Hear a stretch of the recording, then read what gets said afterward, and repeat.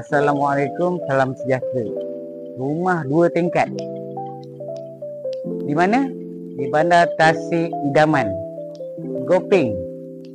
Siapa kata dekat Gopeng tak ada rumah cantik? Dia sebut tentang Tasik, kita berada di tepi Tasik. Rumah ni sangat cantik. Jom kita review sama-sama rumah ni.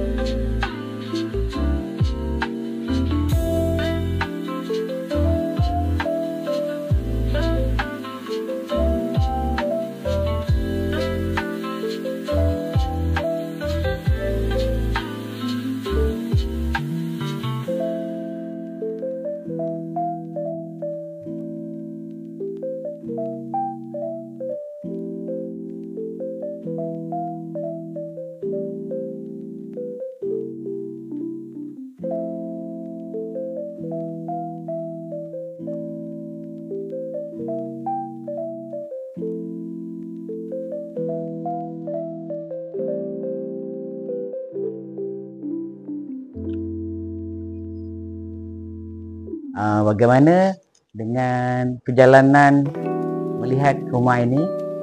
Seronok kan? Rumah ini berkeluasan 22 kali 75, 2 tingkat, mempunyai ruang siling yang sangat tinggi di ruang makan dan juga ruang tamu. Mempunyai anjung kereta yang sangat luas, berdekatan dengan bandar Batu Gajah dan juga bandar Gopeng. Dan juga anda mempunyai akses yang sangat mudah ke utara selatan. Jadi jika berminat dengan rumah ini, sila hubungi saya. Bye.